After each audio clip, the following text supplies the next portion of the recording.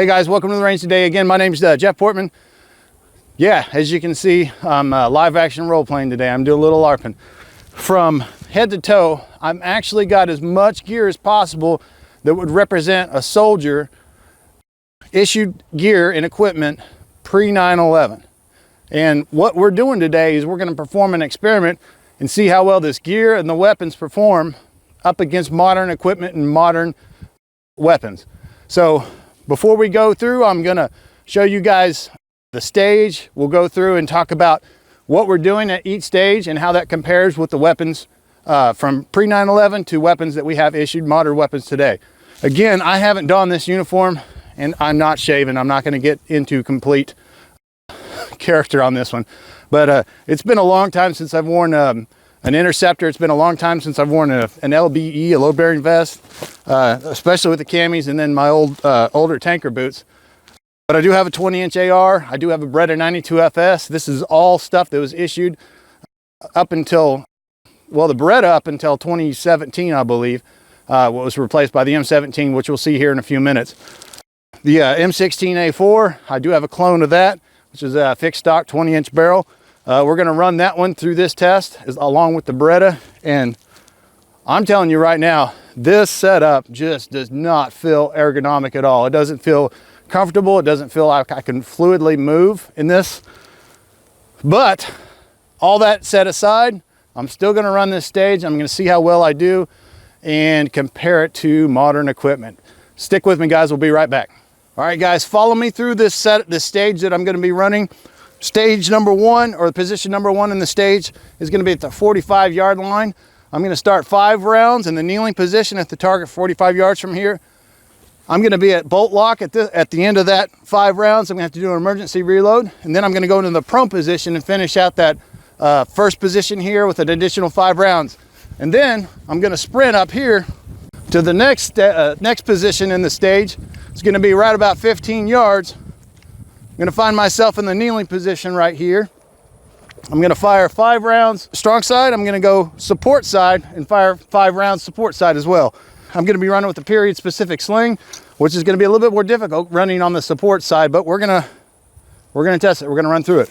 Once I finish out my 10 rounds here, then I'm going to sprint over to the final position. I'm going to stop just shy of my cover right here. I'm going to have 3 more targets that I'm going to engage. At this point, I'm 5 rounds left in my mag, which I'm going to finish out on that dude right there. Then I'm going to go to emergency transition. I'm going to switch to the Beretta 92FS. Pie around this cover right here and finish out those last 2 targets with 10 rounds. I think I'm going to be a little gassed whenever I'm finished with this stage.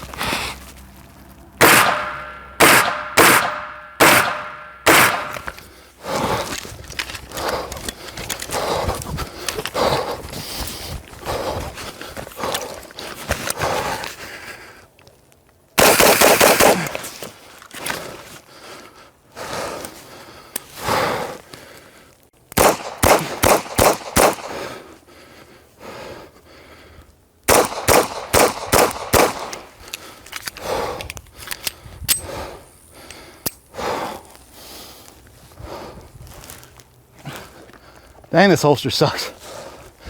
Let's check out our targets.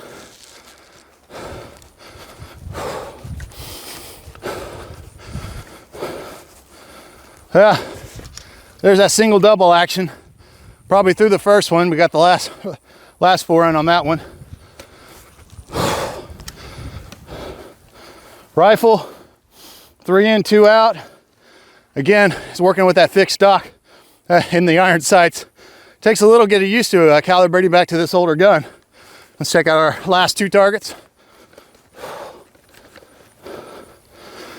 4 in, 1 out.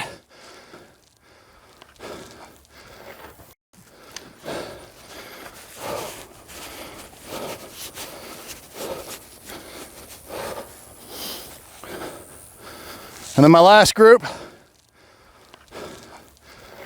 center, 1 low. It looks like all of them are in there. Well, that was a lot of fun, and I don't want to go back to this equipment ever again. All right, guys, we're back on the range, and I have changed my uniform. I am running much more modern equipment this time. Obviously, I have some that's the same equipment as previous as far as the headgear goes and the hearing protection. But other than that, we're running a new uniform, we're running a new gun, we're running a new sidearm, running new body armor. And right off the bat, I can tell you that I feel much more fluid and my range of motion is greatly appreciated. Of course, I don't have the interceptor with the extra Kevlar added to it. I've got a little bit more ventilation. It's easier for me to move around on this uniform. However, I still have rifle plates that allow that central protection in front and rear. So I have that. Also on the belt, if you can come up close, take a closer look. I'm running what they call a battle belt or a war belt, and I am running with the M17, the new holster that the Army's going to go to, which is the Safariland ALS holster. So this is actually going to be teamed up as is, and as it will be issued if it's not issued already. I'm going to go ahead and run the same drill with this equipment on the timer that I did with the previous generation's technology and gear, and see how much better I do. I've got my times from the first run. Let's see if I can make some improvements from the second run. You guys ready? All right.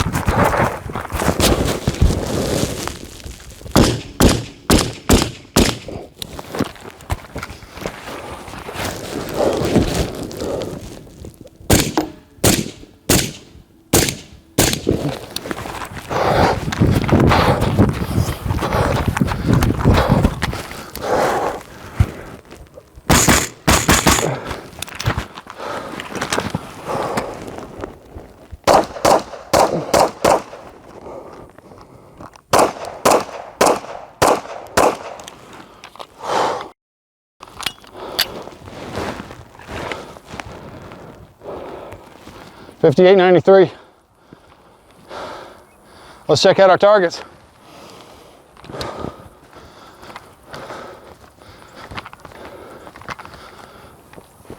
Got all but 1 in on the pistol.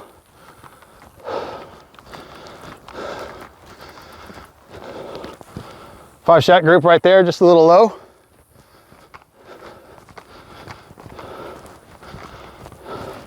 Three in, 3 out on the last target.